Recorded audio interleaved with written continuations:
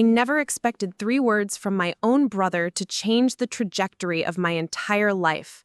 "You'll never succeed," he sneered at me across our family's cramped kitchen table, his voice dripping with condescension as I clutched my rejection letter from yet another job interview. Before we jump back in, tell us where you're tuning in from. And if this story touches you, make sure you're subscribed, because tomorrow I've saved something extra special for you. What he didn't know was that 5 years later, I'd be the one holding his eviction notice, watching his face crumble as he realized I owned the luxury apartment building he'd been bragging about living in. The morning that changed everything started like any other Tuesday in my tiny studio apartment in downtown Phoenix. Sunlight filtered through the single window, casting long shadows across the secondhand furniture I'd cobbled together from thrift stores and Facebook Marketplace. My alarm hadn't even gone off yet, but I was already awake, staring at the ceiling and mentally rehearsing my pitch for the real estate development meeting I had later that day. My name is Maya Rodriguez, and at 26, I was living paycheck to paycheck as a junior property manager for a small real estate company called Desert Vista Properties. The job barely covered my rent and student loans, but it was my foot in the door to the industry I was desperate to break into. Every morning, I'd wake up with this gnawing hunger in my stomach, not just from skipping breakfast to save money, but from this burning ambition that felt like it might consume me if I didn't feed it soon. My phone buzzed with a text from my brother Marcus. "Family dinner tonight. Mom's making enchiladas. Don't be late." The message was typical Marcus. Short, commanding, with no consideration for whether I might have other plans. Not that I ever did, but the assumption still stung.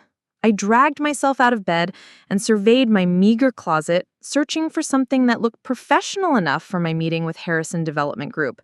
This was the opportunity I'd been waiting for, a chance to present my proposal for a mixed-use development project in an up-and-coming neighborhood called Riverside District. I'd spent months researching the area, analyzing demographics, studying traffic patterns, and creating what I believed was a bulletproof business plan. The navy blazer I'd bought at Goodwill would have to do, paired with black slacks that were starting to show their age and my one decent pair of heels that pinched my feet something terrible. As I got ready, I practiced my presentation in the mirror, trying to project confidence I didn't entirely feel. "Good morning, Mr. Harrison. Thank you for taking the time to meet with me today. I'm here to present an opportunity that I believe could be mutually beneficial." The words felt clunky in my mouth, rehearsed and desperate. I shook my head and tried again, this time with more conviction. The commute to the Harrison Development offices took 40 minutes on the bus, during which I reviewed my notes one final time. The building was impressive, gleaming glass and steel reaching toward the Arizona sky, with a lobby that screamed success and money. Everything I wasn't, at least not yet. The meeting itself was a disaster. From the moment I walked into the conference room, Mr. Harrison, a silver-haired man in his 60s with cold blue eyes, barely looked at my presentation materials before dismissing my proposal as unrealistic for someone with your level of experience. His words cut deep, but it was the way he said it that really stung, like I was a child playing dress-up in the grown-up world of real estate development. "Miss Rodriguez," he said, not bothering to hide his impatience, "development projects of this magnitude require significant capital, extensive industry connections, and frankly, a track record that you simply don't possess. Perhaps you should focus on smaller opportunities more suited to your current position." I left that office feeling smaller than I had in years, carrying my rejected proposal like a scarlet letter of failure. Preparing and narrating this story took us a lot of time, so if you are enjoying it, subscribe to our channel. It means a lot to us. Now, back to the story. The bus ride home was a blur of disappointment and self-doubt. How could I have been so naive to think they'd take me seriously? Who was I kidding, thinking I could play in the same league as established developers? By the time I arrived at my childhood home in South Phoenix that evening, my confidence was completely shattered. The house looked exactly the same as it had when I was growing up. Small, weathered, with a front yard that my father had given up trying to keep green years ago. The familiar smell of my mother's cooking should have been comforting, but instead, it just reminded me of how far I hadn't come. My family was already gathered around the dining room table when I walked in. My mother, Elena, looked up from serving the enchiladas with a warm smile that immediately made me feel guilty for my recent absence from family gatherings. My father, Roberto, nodded his acknowledgement while continuing to discuss work with Marcus, who was holding court as usual. Marcus had always been the golden child, 3 years older than me, effortlessly charming, and seemingly blessed with everything that came hard to me. He worked in sales for a pharmaceutical company, drove a BMW that he never let anyone forget was leased, and lived in what he constantly referred to as luxury accommodations in the trendy Scottsdale area.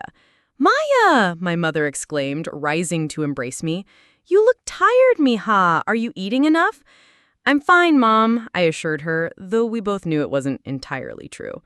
I took my usual seat at the table, directly across from Marcus, who was regaling our parents with stories from his latest business trip to Los Angeles. "The hotel was incredible," he was saying, gesturing with his fork for emphasis. "Floor-to-ceiling windows overlooking the city, marble bathroom, the works. When you're successful, you learn to appreciate the finer things in life." The comment was innocent enough on the surface, but I caught the subtle glance he threw in my direction.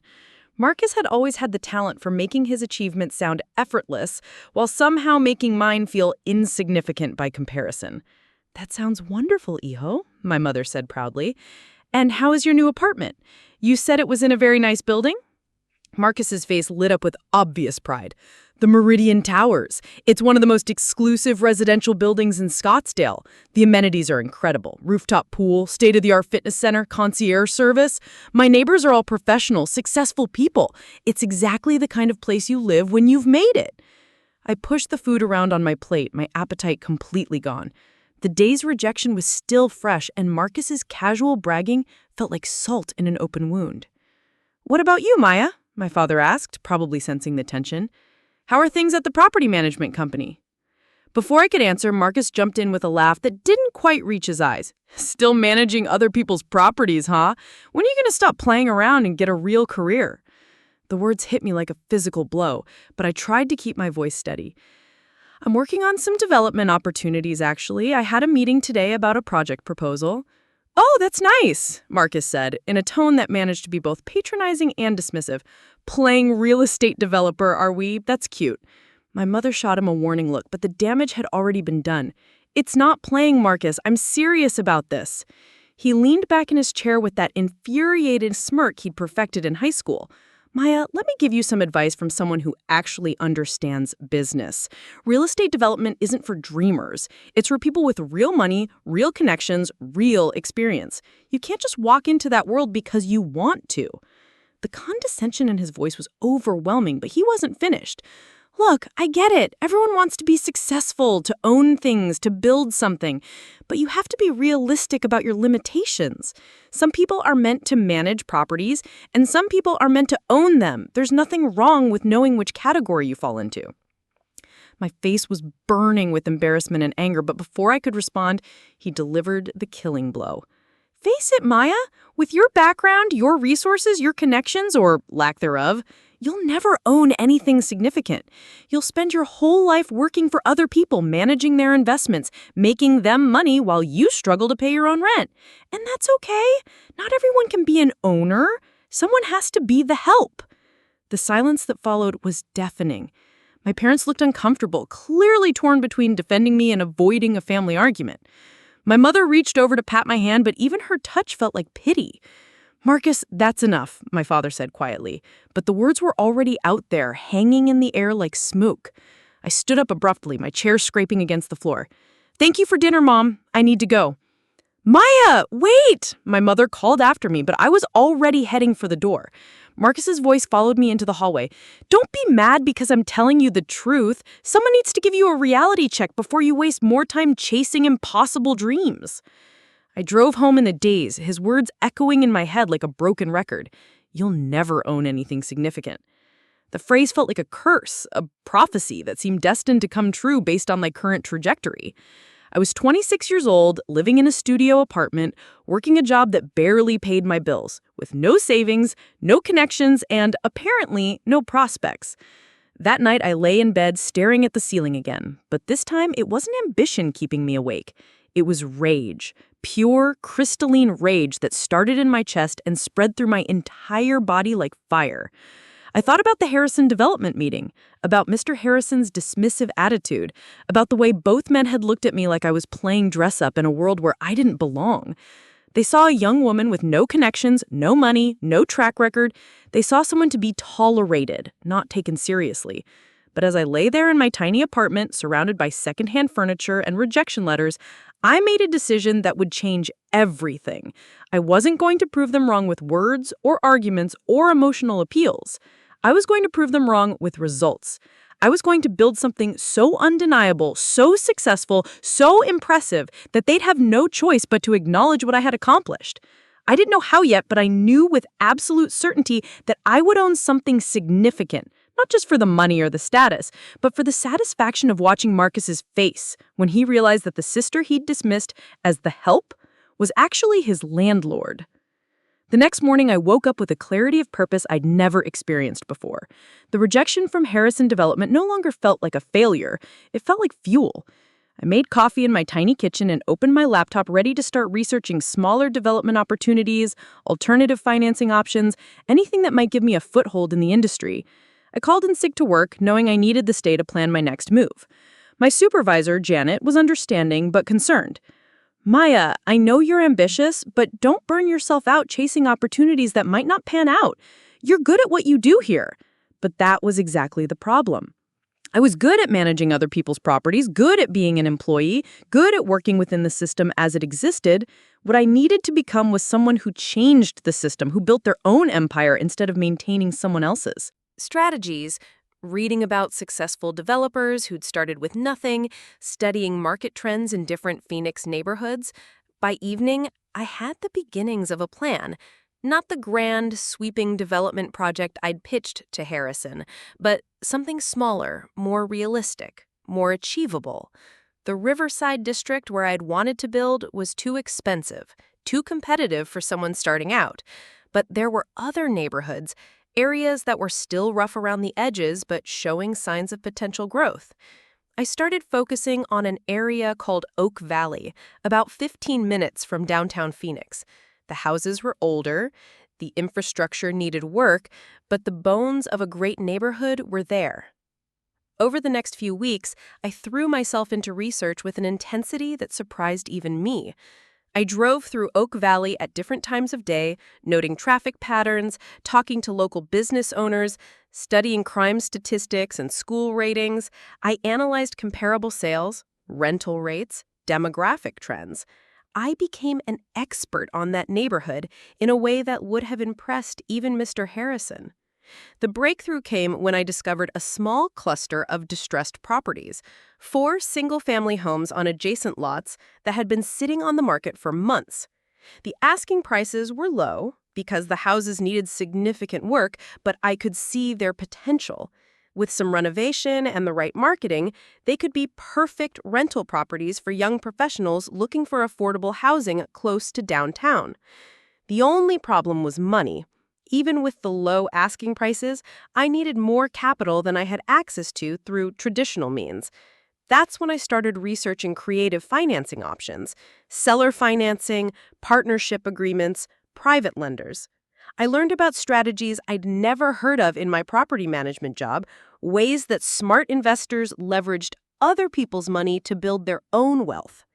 It took 3 months of networking, cold calling, and pitch meetings, but I finally found my break. A retired contractor named Bill Hutchins was looking to invest his savings in real estate, but didn't want the hassle of managing properties himself. After reviewing my business plan and walking through the Oak Valley properties with me, he agreed to provide the down payment in exchange for a 50% stake in the venture. Our first property closed on a Tuesday in March, exactly 6 months after my disastrous family dinner. It wasn't much to look at, a 3-bedroom ranch house with outdated fixtures, carpet that needed replacing, and a kitchen from the 1980s. But as I stood in that empty living room holding the keys, I felt something I'd never experienced before: the profound satisfaction of ownership. Bill and I spent the next 2 months renovating the property, doing as much of the work ourselves as possible to keep costs down. I learned to install tile, paint walls, replace faucets, skills that my desk job had never required, but that felt incredibly empowering. Every blister on my hands, every ache in my back was proof that I was building something real. The house rented within a week of being listed to a young teacher who was thrilled to find something affordable in a neighborhood with potential. The monthly rent covered our mortgage payment, property taxes, and insurance, with enough left over to start saving for the next property. Marcus had no idea what I was doing. At family gatherings, he continued to regale everyone with stories of his success, while I quietly listened, plotting my next move. When he asked about my little property management job, I just smiled and said things were going well. There was no point in sharing my plans before they came to fruition. By the end of that first year, Bill and I had acquired and renovated 3 more properties in Oak Valley. Word was spreading about the quality of our renovations and the professionalism of our management. We were building a reputation, slowly but steadily establishing ourselves as serious players in the local real estate market. The second year brought new challenges and bigger opportunities. Property values in Oak Valley were starting to rise as other investors noticed what we'd been doing. Instead of being discouraged by the increased competition, I saw it as validation of our strategy. We'd identified an emerging market before the crowd caught on. That's when I made the decision that would change everything. Instead of continuing to buy individual properties, we were going to develop our own apartment building. I'd found a large lot in Oak Valley that was zoned for multifamily housing, and after months of research and planning, I presented Bill with a proposal that would stretch our resources but potentially multiply our returns. The project was ambitious: a 24-unit apartment complex designed specifically for young professionals and small families, modern amenities, energy-efficient appliances, but priced below the luxury developments that were starting to pop up in more established neighborhoods. We would fill the gap between low-income housing and high-end luxury, providing quality homes for people who were building their careers just like I had been. Bill was hesitant at first. "Maya, this is a big jump from single-family rentals. Are you sure we're ready for something this complex?" But I'd done my homework. I'd studied every comparable development in the area, analyzed construction costs down to the penny, researched contractors and architects. I knew the project was feasible, and more importantly, I knew it was necessary. The rental market in Phoenix was tightening, and there was real demand for the type of housing we wanted to provide. It took another 6 months to secure the additional financing, navigate the permitting process, and break ground on construction. During that time, I continued working my day job while spending every evening and weekend on the development project. I was exhausted, stressed, and frequently overwhelmed, but I was also more alive than I'd ever felt. The day we broke ground on Riverside Gardens, our 24-unit apartment complex, I called my parents to share the news. My mother was thrilled, asking detailed questions about the timeline and design. My father expressed quiet pride in my persistence and dedication. Marcus, who happened to be visiting that day, was characteristically dismissive. "An apartment complex in Oak Valley?" He laughed. "Maya, that neighborhood is barely gentrified. Who's going to want to live there?" People who want quality housing at reasonable prices. Young professionals, small families, people who are building their careers. "If you say so," he said with a shrug. "Just don't get in over your head. Real estate development isn't as easy as it looks on those TV shows." I bit my tongue, reminding myself that soon enough, my results would speak louder than his opinions. Construction took 8 months, longer than originally planned due to supply chain delays and permit complications, but still within our revised budget. I visited the site every day, watching the building rise from empty lot to finished complex. The first units were completed in November, just as the Phoenix rental market was entering its busy season. We pre-leased 12 units before construction was even finished, a testament to both the demand for our product and the marketing strategy I'd developed. The remaining units filled within 6 weeks of completion with a waiting list for future availability. But the real validation came when I started getting calls from other developers and investors who wanted to know about our methods, our costs, our strategies. Suddenly, I wasn't just Maya Rodriguez, the property manager. I was Maya Rodriguez, the developer who'd identified an emerging market and successfully capitalized on it. Larger opportunities. When I walked into meetings now, I wasn't just presenting ideas, I was presenting a track record of success. I had proof of concept, financial statements that showed profitability, and testimonials from satisfied tenants. That's when I learned about the Meridian Towers opportunity. The luxury apartment building where Marcus lived had been struggling financially since before the pandemic. The original developers had over-leveraged themselves. Construction costs had exceeded projections, and despite the high-end amenities, they were having trouble maintaining full occupancy at their premium rental rates. When the building went into foreclosure, most investors saw it as too risky, a luxury property in an oversaturated market with high operating costs and a history of financial problems. But I saw something different. I saw a well-constructed building with excellent amenities in a prime location that was simply priced wrong for the current market. My proposal was radical. Acquire the building at the foreclosure price, then reposition it for a broader market segment. Instead of competing for the small pool of tenants who could afford $3,000 per month luxury rentals, we would target the much larger group of professionals who wanted upscale amenities at more reasonable prices. The plan required significant capital, more than Bill and I could access on our own. But by then, I'd built relationships with other investors who respected my track record. I assembled a consortium of partners, each contributing expertise and resources to make the acquisition possible.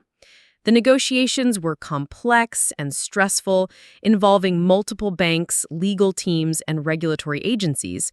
There were moments when I wondered if I was in over my head, if Marcus had been right about my limitations. But every time doubt crept in, I reminded myself of how far I'd already come, of what I'd already accomplished, despite everyone's predictions. 6 months later, we closed on the Meridian Towers acquisition. I owned a controlling stake in the 200-unit luxury apartment building where my brother lived, paid rent, and constantly bragged about the exclusive community he was part of. Marcus had no idea.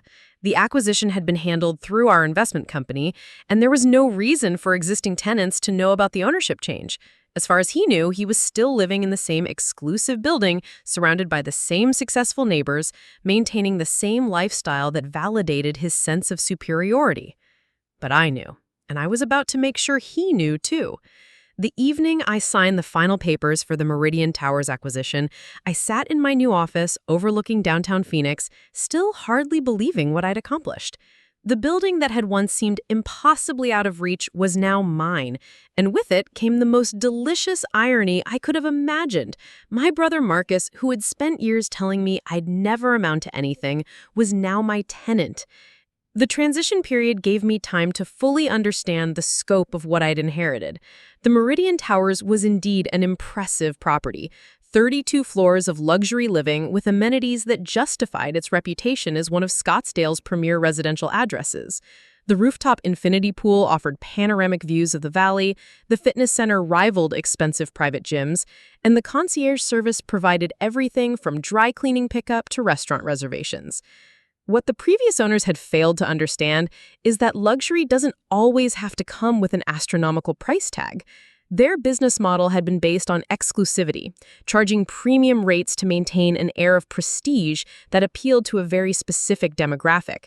But the Phoenix market had evolved, and there were thousands of young professionals who wanted upscale living without the financial strain of true luxury pricing. My renovation plans were strategic rather than cosmetic.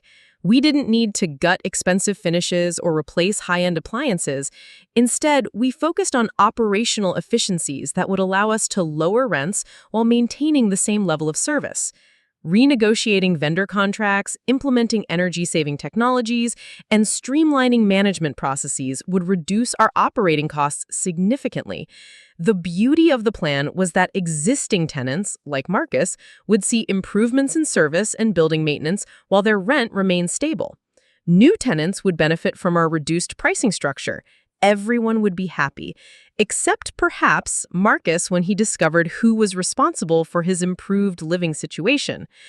During the due diligence period, I'd had access to all tenant files, which meant I knew exactly what Marcus was paying for his corner unit on the 24th floor. His monthly rent of $2,800 was actually below market rate for his specific unit type, a concession the previous management had made to maintain occupancy during their financial struggles. Under our new ownership structure, he was getting an even better deal than he realized. The tenant records revealed other interesting details about my brother's living situation. He'd been late with rent payments 3 times in the past year, each time by just a few days, but enough to trigger late fees that he complained about in writing to the management office.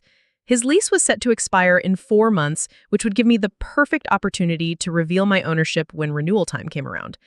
But Marcus wasn't my only consideration during the transition period. I had 199 other tenants whose lives would be affected by our changes, and I took that responsibility seriously.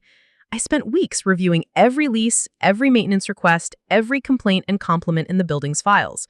I wanted to understand not just the financial aspects of the property, but the human elements that made it a community. What I discovered was that the previous management had been competent, but uninspired. They had maintained the building adequately, but hadn't fostered any sense of community among tenants. The amenities were underutilized, communication was minimal, and there was a general sense that tenants were paying premium prices for a service that felt impersonal and transactional. This represented another opportunity. By creating a more engaging residential experience, we could increase tenant satisfaction and retention, while also justifying our pricing structure. I began developing plans for community events, enhanced concierge services, and improved communication channels that would make the Meridian Towers feel like home, rather than just an expensive place to sleep. The staff transition was delicate but crucial to our success. The previous management company had employed a team of 12 full-time employees from the building manager down to maintenance technicians. I needed to evaluate each person's performance and fit with our new vision while avoiding the disruption that typically comes with ownership changes.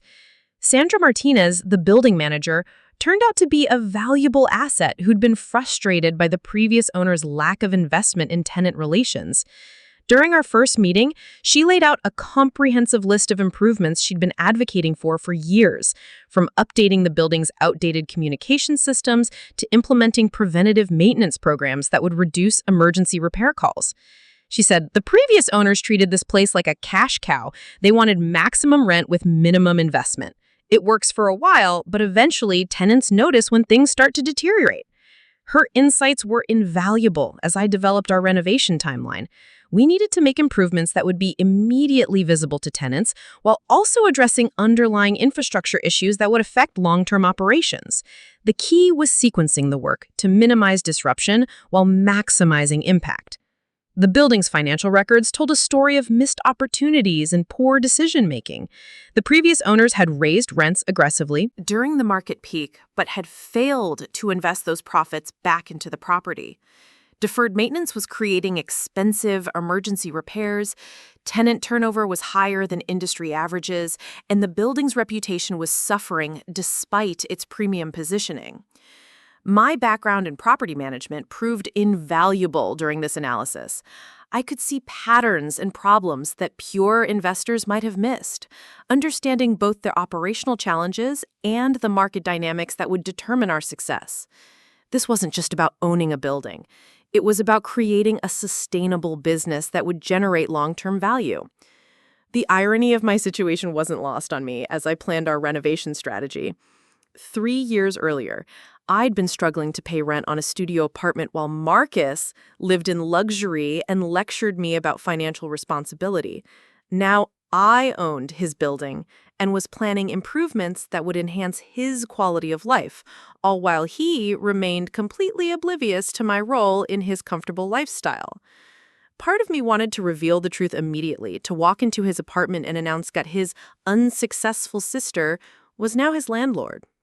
But I recognized that patience would make the eventual revelation even more satisfying. Better to let him continue his condescending comments about my lack of ambition while I quietly improved his living situation behind the scenes.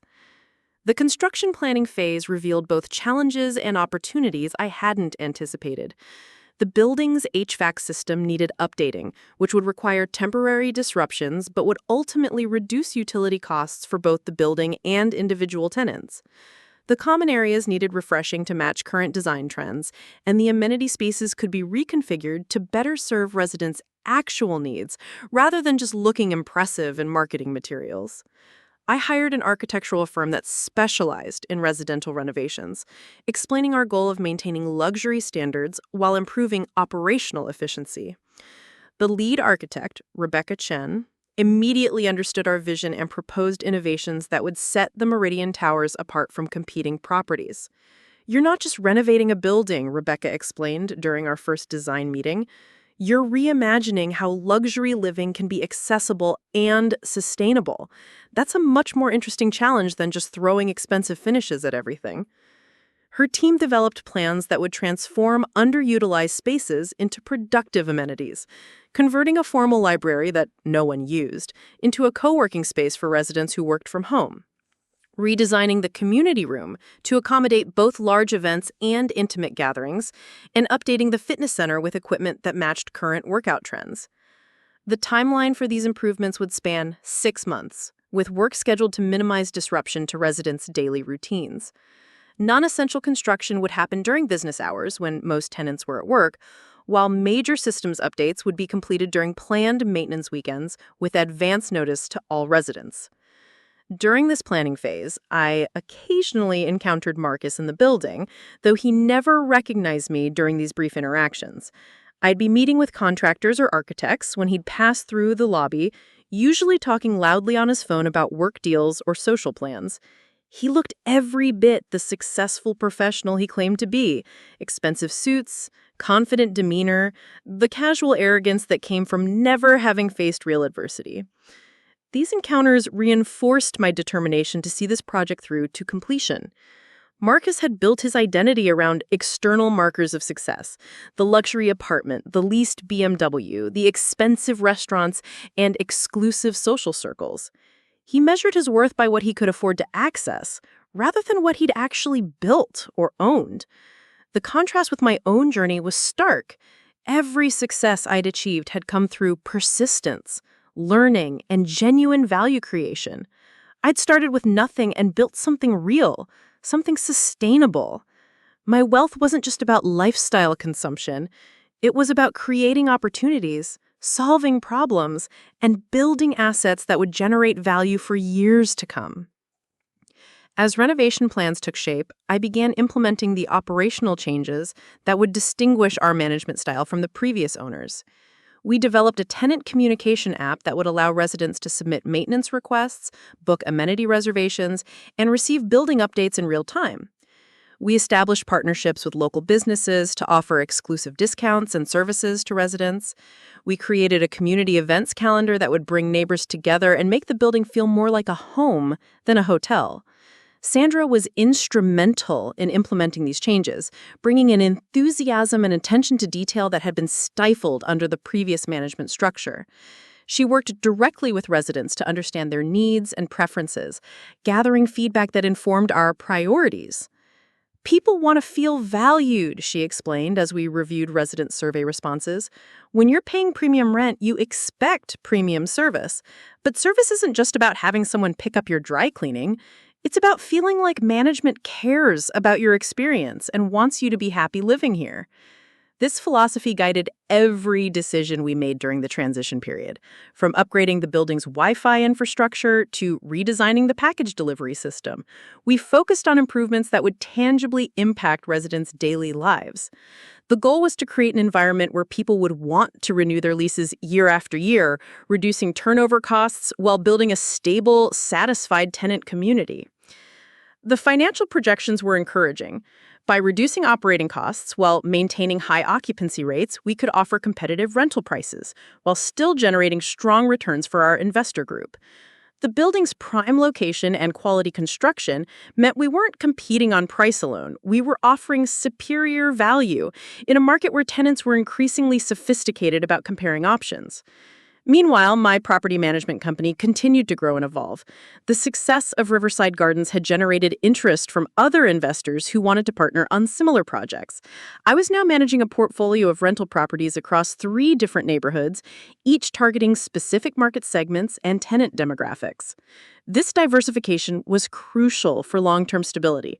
While the Meridian Towers represented my largest single investment, it wasn't my only source of income or the sole foundation of my business. I'd learned from observing the previous owner's mistakes. Never put all your resources into one asset, no matter how attractive it might seem. The personal satisfaction of this success was complicated by my ongoing family relationships.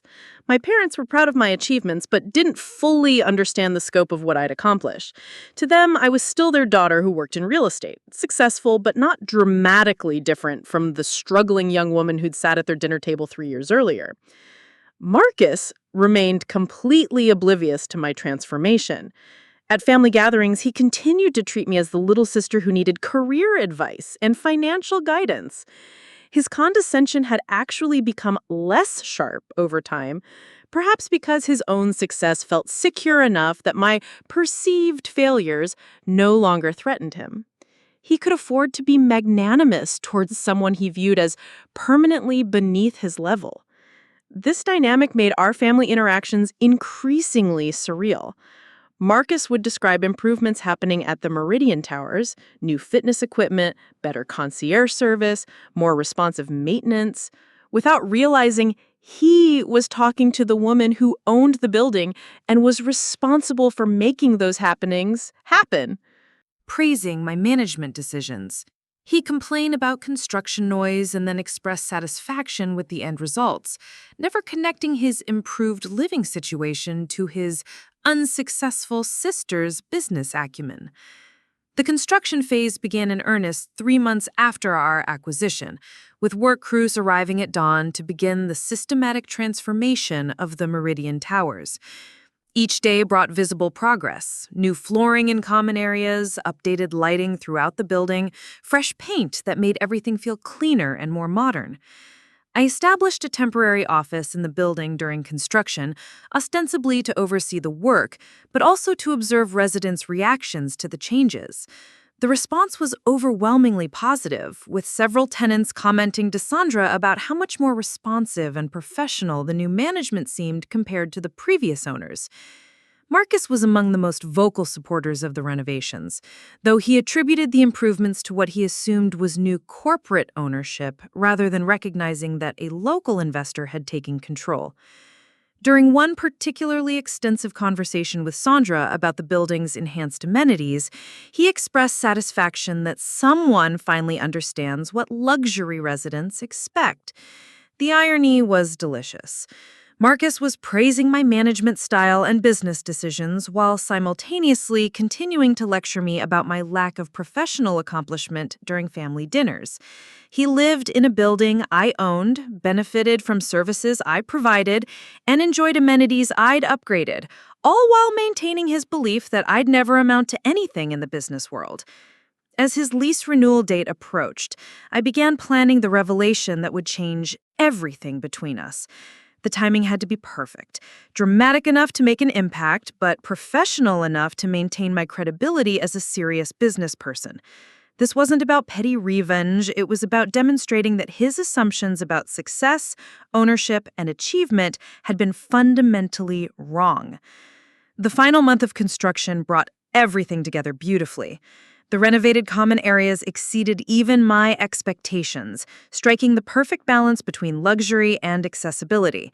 The new amenities were already heavily used by residents who appreciated having more options for entertainment and productivity within their building. The operational improvements were reducing costs while increasing tenant satisfaction, exactly as projected. Most importantly, the Meridian Towers was now generating the kind of consistent, sustainable income that would allow me to pursue even larger opportunities in the future. This wasn't the end of my real estate journey. It was a foundation for bigger and more ambitious projects that would cement my position as a serious player in the Phoenix development market.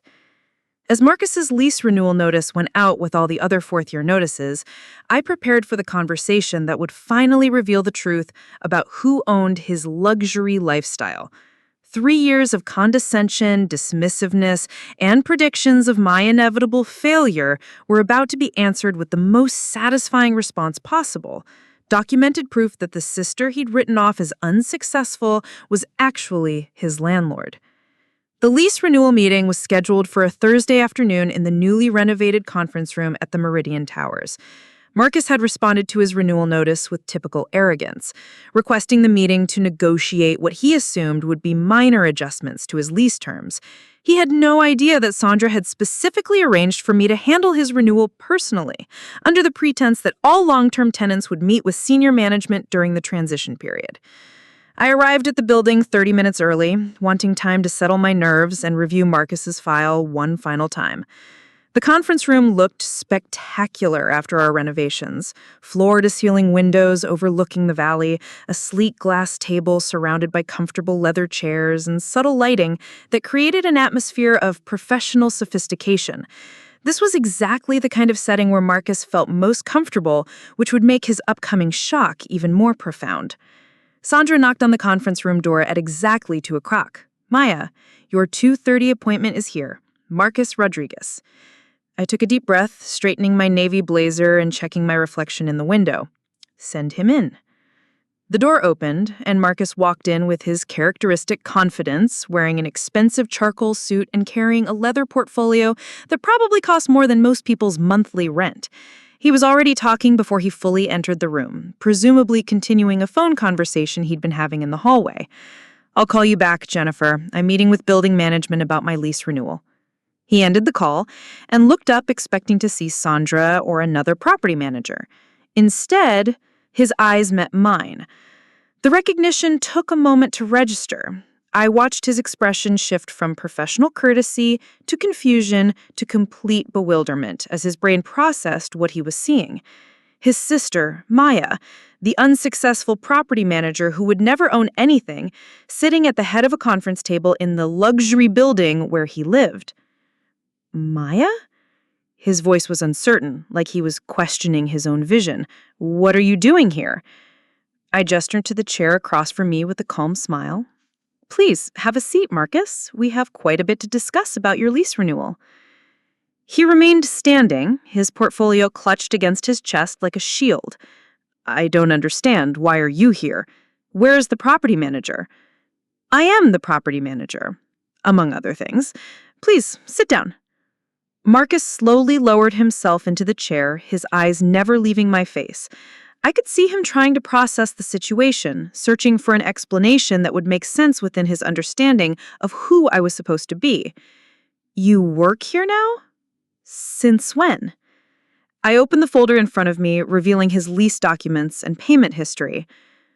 "Actually, Marcus, I don't work here. I own here." The words hung in the air between us like a physical presence. Marcus's face went through a series of expressions: confusion, disbelief, and finally a dawning horror as the implications began to sink in. "What do you mean you own here?" His voice was barely above a whisper. I leaned back in my chair, savoring the moment I'd been anticipating for months. "I mean that 3 months ago, my investment group acquired the Meridian Towers. I'm the majority owner of this building, Marcus. Your building. The place you've been telling everyone represents the pinnacle of your success." Marcus's face drained of color. He set his portfolio on the table with shaking hands, and I noticed he was gripping the edge of the table as if he needed physical support. "That's impossible. You don't have that kind of money. You can't even afford a decent apartment for yourself." I pulled out a document from my folder and slid it across the table. "This is the deed of ownership filed with Maricopa County 3 months ago. Rodriguez Development Group, LLC. That's my company, Marcus. He stared at the document like it was written in foreign language. I watched him read it once, then again, his lips moving slightly as he processed the legal language that confirmed everything I was telling him. When he finally looked up, his arrogance had been replaced with something I'd never seen on my brother's face before, genuine shock. "But how?" he stammered. "Where did you get the money for something like this? This building cost millions." Actually, it cost considerably less than millions when we acquired it from the previous owners who had over-leveraged themselves, I explained patiently. But you're right that it required significant capital. Capital that I raised through my real estate development business, which has been quite successful over the past 3 years. Marcus was shaking his head slowly, as if denying the reality could somehow change it.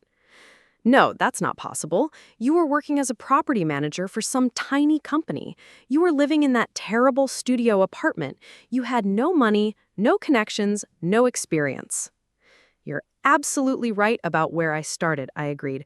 But you seem to have missed the part where I used that experience to build something substantial. While you were busy telling me I'd never amount to anything, I was acquiring properties, developing projects, and building a business that now owns the building where you live. I pulled out another document, his rental payment history. Speaking of which, I want to thank you for being such a reliable tenant. Your monthly rent of $2,800 has been very helpful in covering our mortgage payments. The mention of his rent seemed to snap Marcus back to the present moment. Wait, so you've been my landlord this whole time? You've been collecting my rent money? For the past 3 months, yes, though technically the payments go to our management company, which then distributes profits to the ownership group. But yes, Marcus, you've been helping to pay my mortgage. Marcus stood up abruptly, his chair rolling backward. This is insane. I don't believe any of this. You're probably just some low-level employee pretending to be important. I want to speak to the real owner. I remained seated, my voice calm and professional. Marcus, I understand this is difficult to process, but I am the real owner. Would you like me to call Sandra in here to confirm? Or perhaps you'd prefer to speak with our attorney who handled the acquisition. Yes, he said immediately. I want to speak to someone else, someone who can explain what's really going on here. I picked up the conference room phone and pressed Sandra's extension. Sandra, could you please come to the conference room? Mr. Rodriguez has some questions about building ownership. While we waited, Marcus paced behind his chair, running his hands through his hair and muttering under his breath. I caught fragments of his monologue. Impossible. Doesn't make sense. Has to be some mistake. The cognitive dissonance was clearly overwhelming for him. Sandra knocked and entered, carrying a clipboard with building documents. Yes, Maya? How can I help? Mr. Rodriguez is having difficulty understanding the ownership structure of the building. Could you please explain who owns the Meridian Towers? Sandra looked between us with professional courtesy, though I could see she was enjoying this moment almost as much as I was. Certainly. The Meridian Towers is owned by Rodriguez Development Group, with Maya Rodriguez as the majority stakeholder. The acquisition was completed 3 months ago, and Maya has been overseeing all major decisions regarding building operations and improvements. Marcus stared at Sandra as if she'd started speaking in tongues. But she's my sister. She doesn't have money. She doesn't have experience. Sandra's expression grew slightly defensive. Mr. Rodriguez, I can assure you that Maya is one of the most knowledgeable and professional property owners I've worked with in 15 years in this business. The improvements we've made under her ownership have been both innovative and effective. The improvements, Marcus repeated slowly.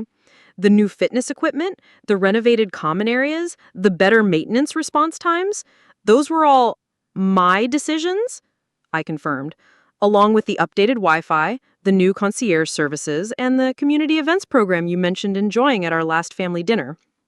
Marcus sank back into his chair, the full scope of the situation finally hitting him. So, when I've been telling everyone how great this building is, how well managed it is, how much I love living here, you've been praising my work. Which I appreciate, by the way. It's nice to know my management decisions are meeting with tenant approval. Sandra excused herself with a small smile, leaving Marcus and me alone again. The silence stretched between us, broken only by the sound of traffic from the street below and the quiet hum of the building's newly upgraded HVAC system. Finally, Marcus spoke, his voice smaller than I had ever heard it. "Why didn't you tell me?" I considered the question carefully before answering. "Because I wanted you to understand something important, Marcus. You've spent years telling me that I'd never own anything significant, that I was destined to always work for other people, that I should accept my limitations and stop dreaming beyond my station." Marcus winced at his own words being reflected back to him. "But the truth is," I continued, gently but firmly, "while you were busy explaining why I couldn't succeed, I was actually succeeding.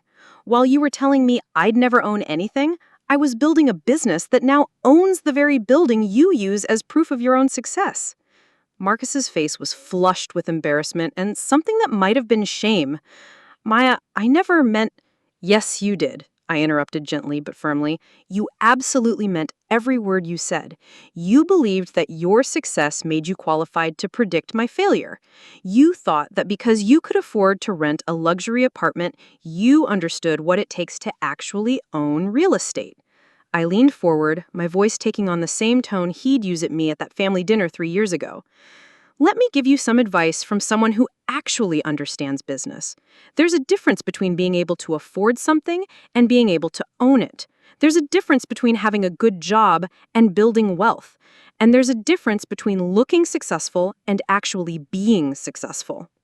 Marcus's hands were clenched in his lap, and I could see the struggle playing out across his face.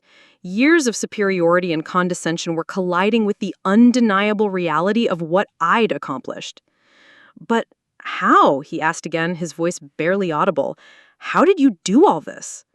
I spent the next hour explaining my journey. The failed Harrison development meeting that had motivated me, the partnership with Bill Hutchins, the Oak Valley properties, the development of Riverside Gardens, and finally the acquisition of the Meridian Towers. Marcus listened in stunned silence as I described strategies and achievements that clearly far exceeded anything he'd accomplished in his pharmaceutical sales career. When I finished, he sat quietly for several minutes, staring out at the window at the Phoenix skyline. Finally, he looked back at me with an expression I'd never seen before, respect mixed with something that might have been regret. "Maya, I owe you an apology. A huge apology. I was wrong about everything." The admission was more than I had expected, but it also felt insufficient given the years of discouragement and dismissal I had endured. "I appreciate that, Marcus, but this isn't really about apologies. It's about understanding that your assumptions about success and failure were fundamentally flawed." I slid his rental renewal across the table. "Speaking of which, we should probably discuss your housing situation. Your current lease expires in 30 days. The days following Marcus's revelation meeting were unlike anything I had experienced in my professional life. Word of my ownership of the Meridian Towers spread quickly through Phoenix's real estate community, and suddenly I was fielding calls from investors, developers, and financial institutions who wanted to understand how a young woman with no apparent family wealth had managed to acquire such a prestigious property. The attention was both validating and overwhelming. I'd spent 3 years building my business quietly, focusing on results rather than recognition. Now I found myself being invited to industry events, asked to speak at real estate investment seminars, and courted by potential partners who saw opportunity in associating with my success. But the most significant change was in my family dynamics. Marcus had asked for time to process what he'd learned, and I'd agreed to give him space while he worked through the implications of our reversed roles. My parents, meanwhile, were struggling to understand how their daughter had achieved something so far beyond their own experience with business and finance. The conversation with my mother came first, 2 days after the lease meeting. She called while I was reviewing construction budgets for our next development project, her voice careful and uncertain in a way that was unlike her usual warm confidence. "Mija, Marcus told us about the building, about you owning where he lives. Is this true?" I set aside my paperwork, recognizing that this conversation would require my full attention. "Yes, Mom, it's true." "But how is this possible? Where did you get money for such a thing?" I spent the next hour walking her through my business journey, explaining concepts that were foreign to her experience, but trying to make them accessible. My mother had worked as a school administrator for 20 years before retiring, and my father had spent his career in manufacturing supervision. They understood hard work and steady employment, but the world of real estate investment and business ownership was completely outside their frame of reference. "So you don't just manage buildings for other people anymore?" she asked, trying to grasp the distinction. "I do both, Mom. I manage properties that I own, and I also develop new projects that create value and generate income. It's like the difference between working in someone else's store and owning your own business." My mother was quiet for a long moment. "Mija, why didn't you tell us about any of this? We thought you were still struggling, still trying to find your way." The question cut deeper than I'd expected. Because I needed to prove it to myself first, and because I knew that if I failed, I didn't want anyone to say they'd warned me it was impossible. "We would never say that, Mija." "Mom, you heard what Marcus said to me at that dinner 3 years ago, about never owning anything, about accepting my limitations. I couldn't risk hearing that kind of discouragement from anyone else I loved." After that conversation, I began to understand that my secrecy hadn't just been about protecting myself from criticism. It had also deprived my parents of the opportunity to celebrate my achievements and offer support during the challenging times. The isolation I'd created had served its purpose, but it had also cost me something valuable. The meeting with my father was different, but equally significant. He came to my office unannounced on a Friday afternoon, looking uncomfortable in the modern downtown building where Rodriguez Development Group had recently leased its first official headquarters. "This is very impressive, Maya," he said as he took in the conference room where we sat. "Very professional." "Thanks you, Dad. I wanted a space that would reflect the seriousness of what we're building." He nodded slowly, his weathered hands folded in his lap. "I owe you an apology, daughter. I should have recognized what you were capable of. I should have supported your ambitions instead of worrying that you were reaching too high." "You never discouraged me the way Marcus did," I said gently. "No, but I didn't encourage you either. I thought I was protecting you from disappointment by helping you be realistic about your prospects. I see now that I was limiting you instead." My father had always been a man of few words, but his admission carried weight precisely because it was so carefully considered. "Dad, you taught me about persistence and integrity. Those lessons were more valuable than any specific encouragement could have been." "Still," he said, "I want you to know that I'm proud of what you've accomplished. Not just the money or the buildings, but the way you've conducted yourself, with honor." The conversation with my father helped me understand something important about my own motivations. I hadn't built my business just to prove Marcus wrong or to accumulate wealth for its own sake. I'd been driven by a desire to create something meaningful, to solve problems and generate value in ways that would make my family proud. Meanwhile, the renovation projects across my property portfolio were generating the kind of results that attracted serious attention from the investment community. The Meridian Towers was performing better than projected, with occupancy rates at 98% and a waiting list for preferred units. The operational improvements we'd implemented were reducing costs while increasing tenant satisfaction, creating a sustainable competitive advantage that would be difficult for other properties to replicate.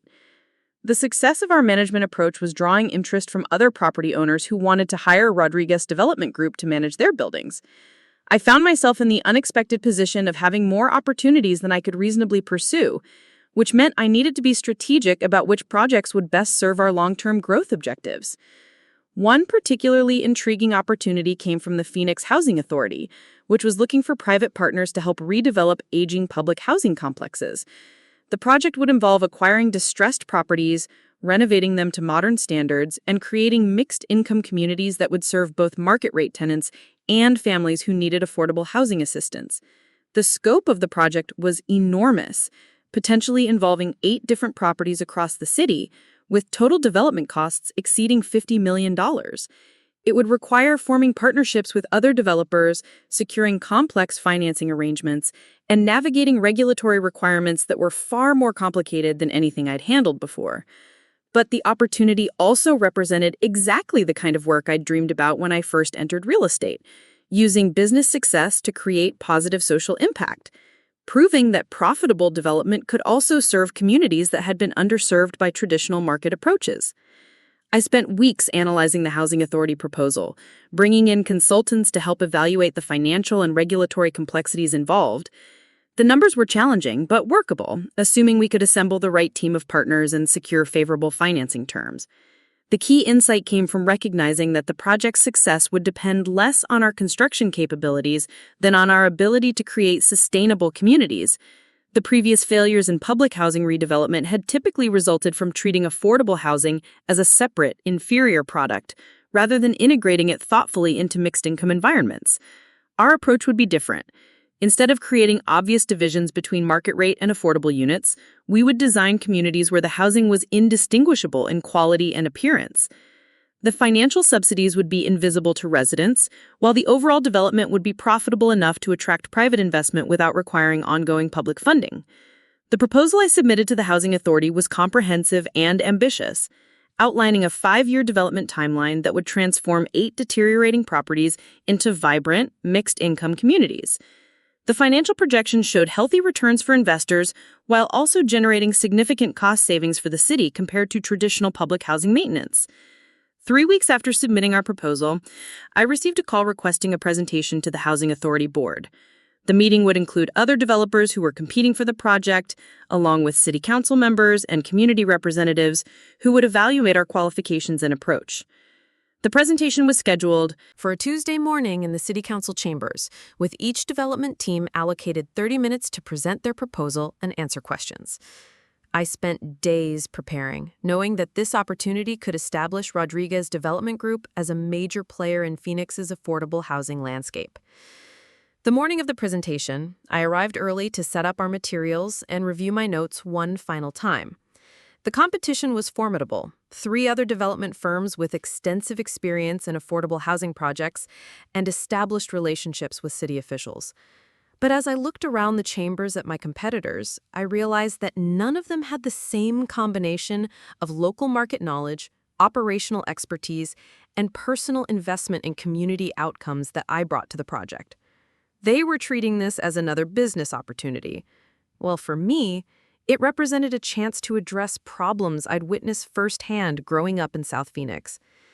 My presentation focused on 3 key themes: community integration, operational sustainability, and measurable outcomes. Instead of just promising to build affordable housing, I outlined specific strategies for creating environments where residents would want to stay long-term, where children would have access to quality educational opportunities, and where local businesses would find customers and employees. The questions from board members were probing and occasionally skeptical. Several wanted to understand how a relatively new development company could handle such a large and complex project.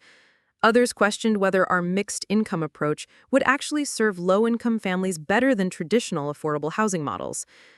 But the most challenging question came from a community representative who asked directly, "Ms. Rodriguez, why should we trust someone who's gotten wealthy in real estate to suddenly care about affordable housing? How do we know this isn't just another way to profit from poor people's housing needs?" The question was blunt but fair, and I knew my answer would determine whether our proposal would be taken seriously. "That's an excellent question, and I understand why you'd be skeptical. The truth is, I grew up in South Phoenix, in a family that struggled financially. I understand what it's like to worry about rent payments, to live in neighborhoods that don't get adequate investment, to feel like the housing market doesn't serve people like my family." I paused, making sure I had the room's full attention. I didn't get into real estate to get rich. I got into it because I saw problems that needed solving and believed that business success could be a tool for creating positive change. The profit motive isn't separate from community benefit. When done right, they reinforce each other. The presentation concluded with commitments to specific performance metrics: occupancy rates, tenant satisfaction scores, community investment levels, and measurable improvements in neighborhood safety and economic activity. These weren't just promises, but contractual obligations that would hold us accountable for delivering on our community-focused approach. 2 weeks later, I received the call that would change the trajectory of Rodriguez Development Group forever. The Housing Authority had selected our proposal, with the caveat that we would need to form partnerships with more established firms to handle certain aspects of the development process. The partnership requirements actually strengthened our position rather than limiting it. By working with experienced affordable housing developers, we could learn best practices while contributing our operational expertise and community knowledge. The arrangement would also provide access to additional capital and political relationships that would be crucial for navigating the regulatory approval process. Over the following months, as we began the complex process of finalizing partnerships and securing financing for the Housing Authority project, my relationship with Marcus gradually evolved from the shock of revelation towards something resembling mutual respect. He decided to renew his lease at the Meridian Towers, acknowledging that my management had actually improved his living situation considerably.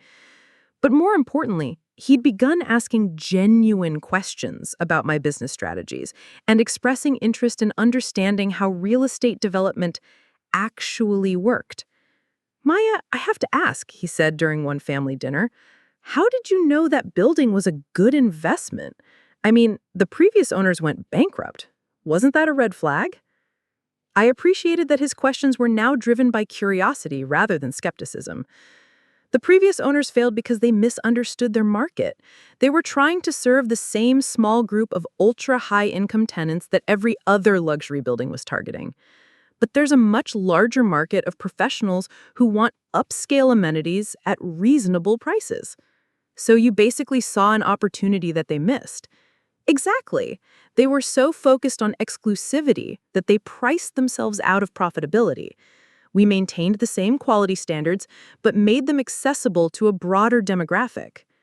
These conversations were gradually repairing our relationship while also helping Marcus understand that business success required more than just earning a good salary and maintaining an impressive lifestyle. Real wealth came from identifying opportunities, taking calculated risks, and creating value that others had overlooked. The transformation in our family dynamics was perhaps the most personally satisfying aspect of my professional success.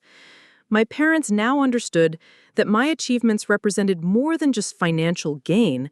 They reflected the values of hard work, persistence, and integrity that they'd instilled in me from childhood. Marcus, meanwhile, was beginning to recognize that his assumptions about success and failure had been limited by his own experience. The pharmaceutical sales career that had seemed like the pinnacle of professional achievement was actually just one path among many, and not necessarily the most challenging or rewarding one available. As the Housing Authority project moved toward groundbreaking, I found myself reflecting on the journey that had brought me to this point. 3 years ago, I'd been living in a studio apartment, struggling to pay rent while my brother lectured me about accepting my limitations. Now, I was leading a development team that would transform 8 neighborhoods and provide quality housing for hundreds of families.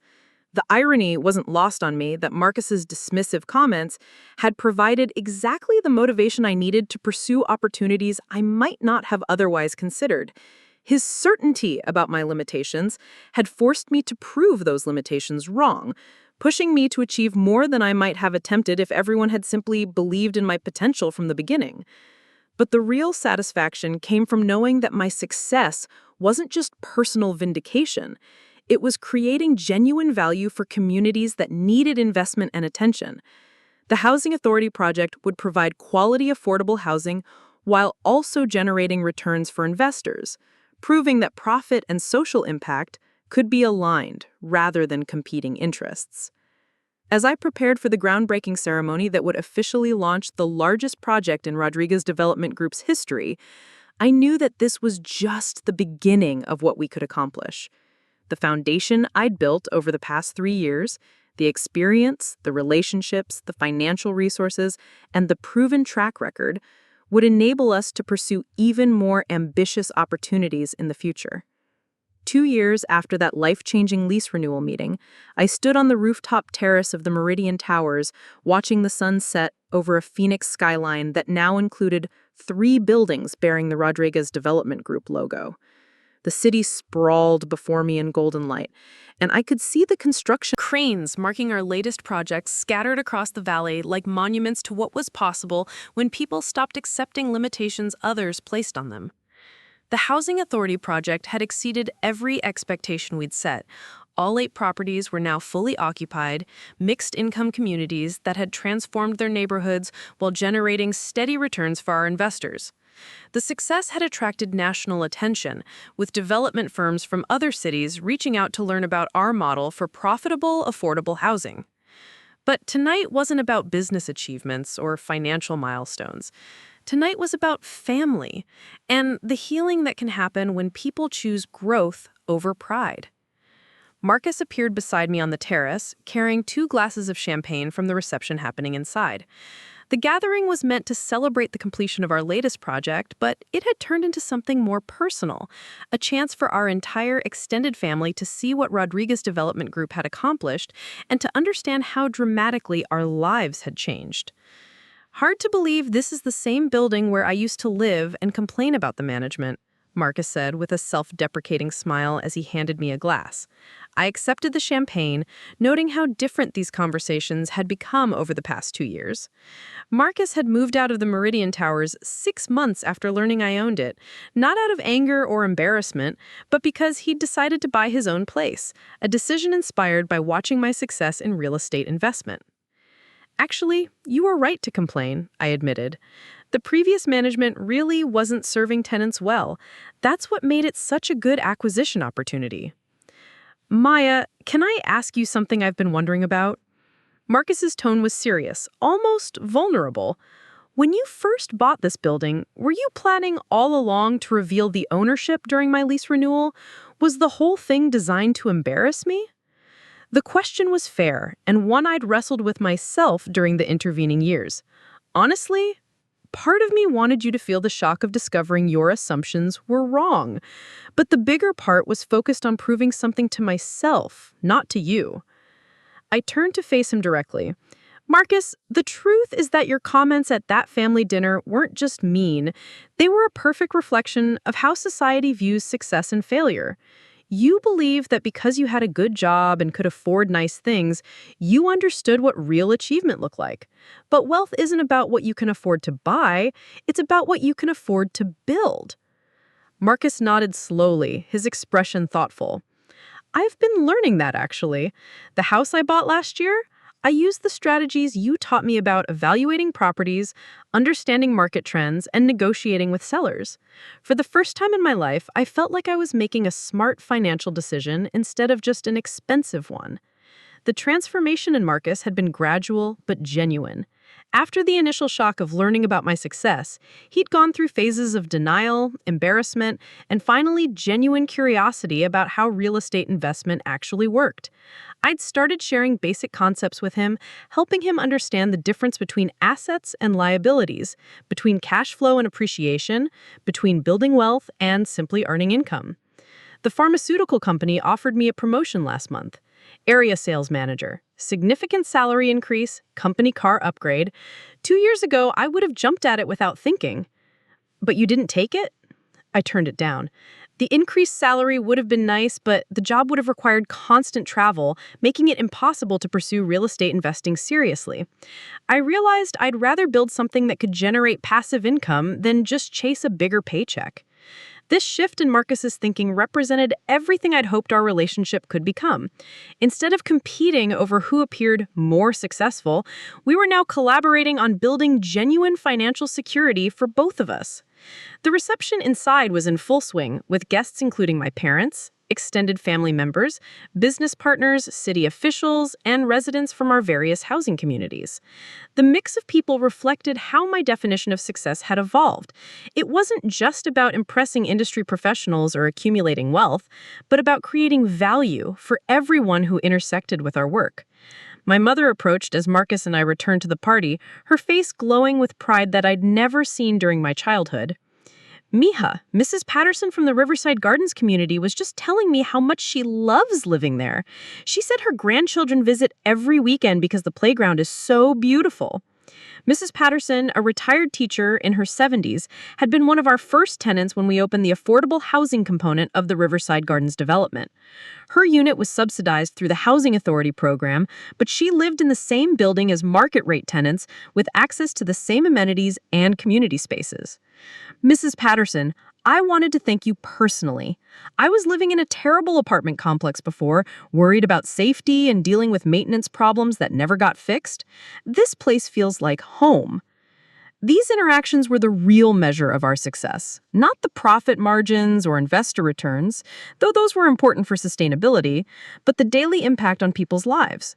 We'd proven that affordable housing didn't have to be inferior housing, that profit and social responsibility could coexist, that business success could be a tool for community improvement. As the evening progressed, I found myself in conversation with David Chen, a city council member who'd been skeptical of our housing authority proposal 2 years ago. Maya, I have to admit, I had my doubts about your mixed income model. The previous attempts at public-private partnerships in affordable housing had been disappointing at best. What changed your mind? I asked, genuinely curious about his perspective. Results. The neighborhoods where you've built these communities have seen measurable improvements in property values, business activity, and public safety. But more importantly, the residents are happy. That's not something we could say about previous affordable housing projects.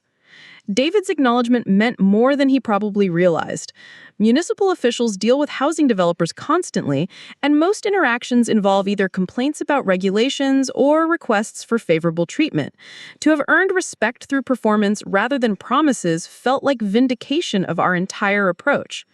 The conversation was interrupted by Sandra Martinez, who'd remained as building manager of the Meridian Towers throughout our ownership transition. Maya, I wanted you to meet someone. This is Jennifer Walsh from the Phoenix Business Journal. She's been covering your company's growth and wanted to ask about your expansion plans. Jennifer Walsh was a respected business reporter whose articles carried significant weight in the local development community. Ms. Rodriguez, your company has gone from managing individual rental properties to developing major housing projects in less than 4 years. What's driving this rapid growth? I considered the question carefully, aware that my answer would likely be quoted in her article. Opportunity and preparation meeting at the right time. Phoenix has significant housing challenges that traditional development models haven't adequately addressed. We found ways to serve markets that others have overlooked while still generating returns that attract investment capital. Some of your competitors have suggested that your success is primarily due to favorable treatment from city officials, rather than superior business strategies. How do you respond to that? The question was pointed but not unexpected.